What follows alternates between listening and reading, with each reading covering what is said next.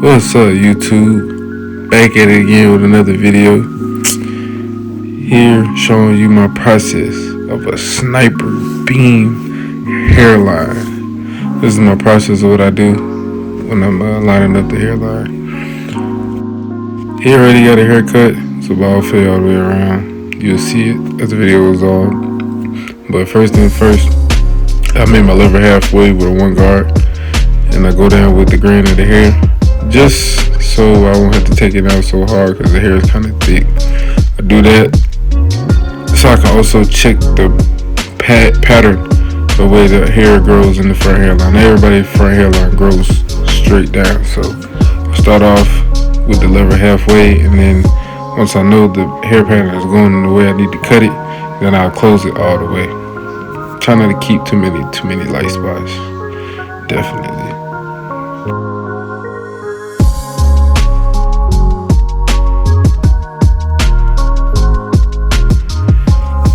Next thing, I go ahead and take my trimmers. I usually cut the middle part, the unibrow area. Everybody, even if you don't have a real unibrow, I still cut it. Here, this is like a little grooming process. I kind of had thick eyebrows a little bit, so I kind of, clean them up, not line them up. No, he's a man, so I clean them up, get them in their right perspective, lining according to the eyebrows. Clean up that area. Little specks like that go a long way when you finish with the haircut.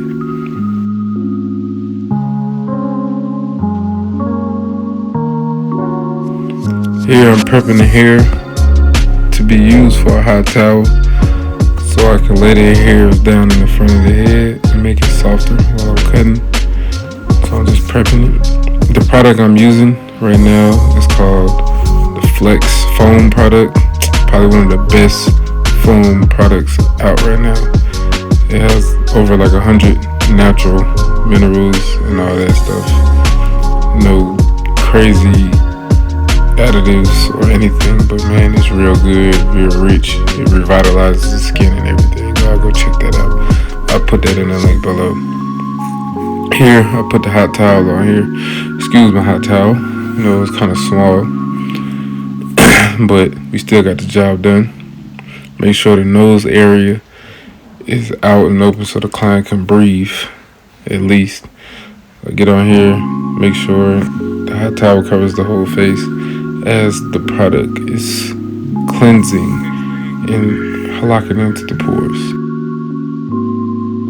I usually keep it on there for a good amount of time, usually until I feel the towel is getting kind of cold. I don't want to keep it on there too much, but it's good for the skin, the hairline, everything.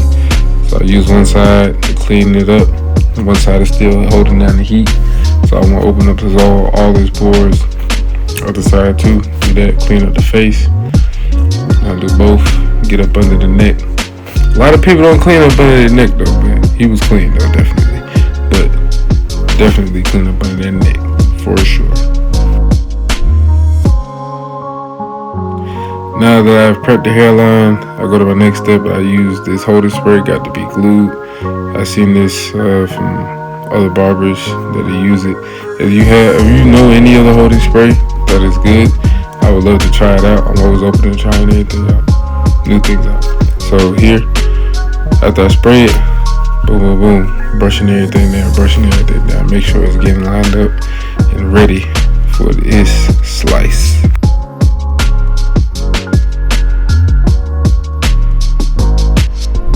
So here now I'm ready.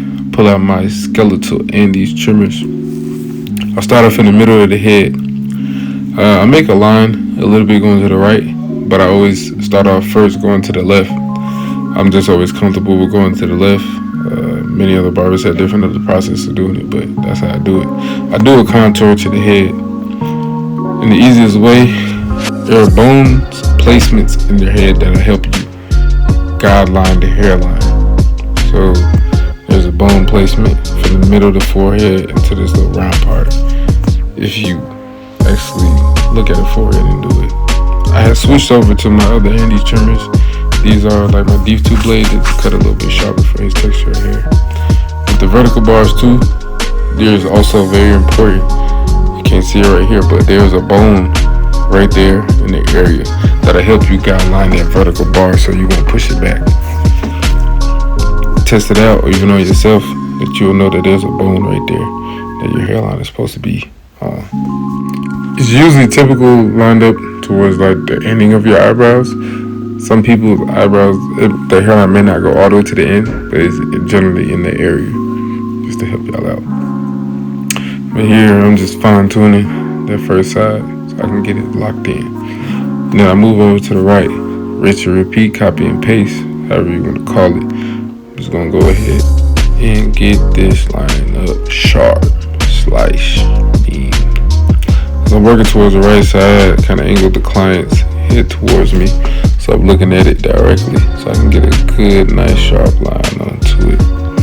Always start off in the middle and clean up as I go, I turn the client's chair to the other side so I get a better angle. I'm still working with these angles here, trying to do these videos, but that's how it is. As you can see here, I kind of pull the skin down a little bit with my left hand on my thumb so I can get a better strike with the blade towards his hairline. How we're here lining up these vertical bars, knocking it, getting it right. So I'm just going in there, just making sure everything is just in tip top, extra shape for sure. This thing gonna come out extra clean, bro. I promise. But I don't know if you can see it here, but a little bit. But you may see his bone area to where his hairline is. It's on the edge of his eyebrows. It's not all the way to the end, but it's close to it. As you're going into this process, because I use the holding spray, you got to clean the forehead up. Make sure the client is clean as you go.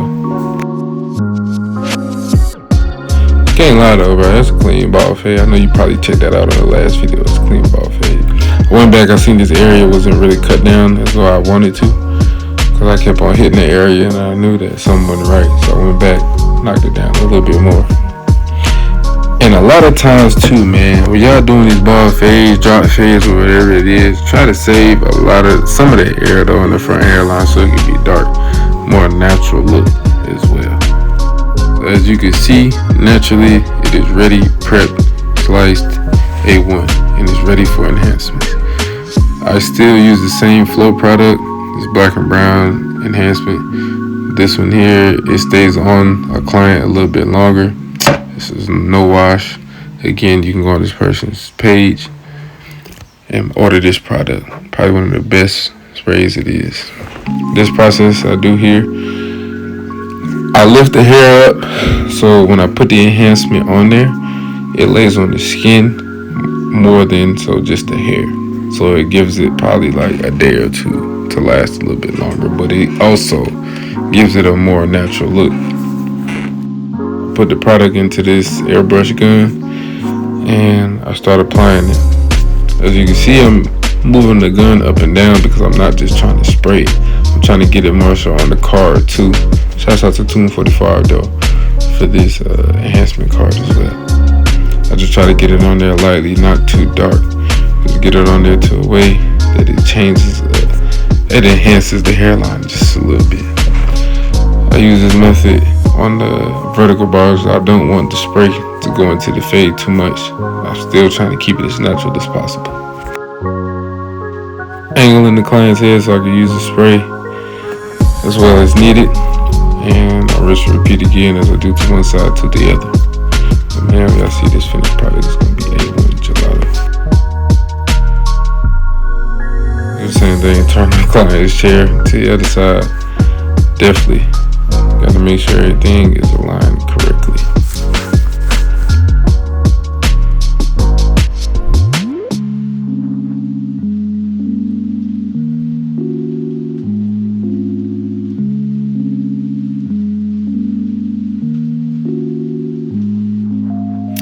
So as I have it already sprayed in there now, I brush down the hairs back into this natural normal state.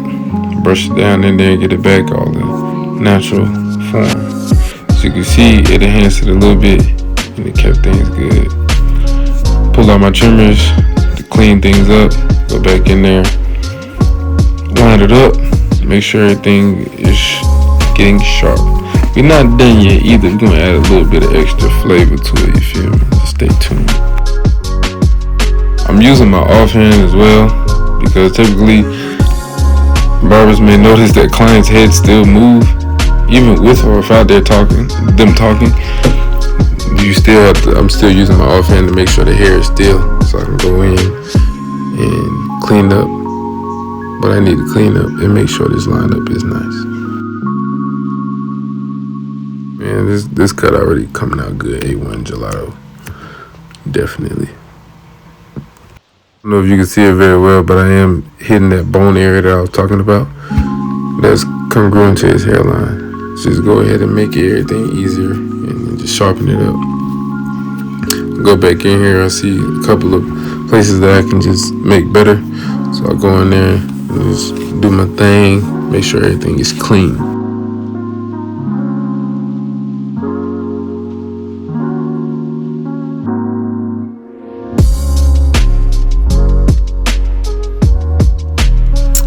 It's not done yet. I go in here and use my enhancement pencil. I use the brown pencil. You want to use a pencil that's going to show or blend to the person's skin tone. So here I go in with a brown pencil.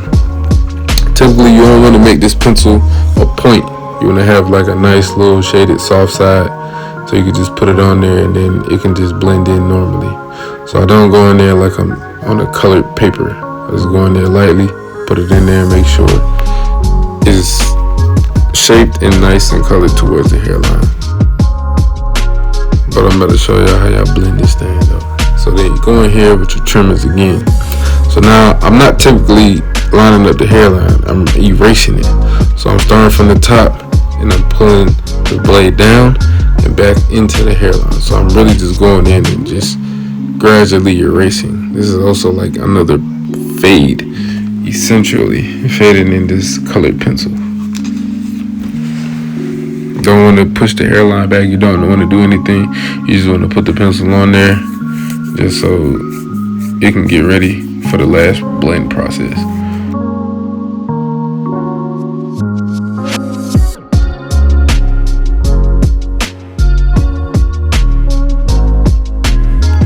Here for the last thing, this is called sharpening. The last blend process, I go in here with my razor and I make everything blend in as I'm pulling the skin with my offhand, so the client won't have no irritation or anything.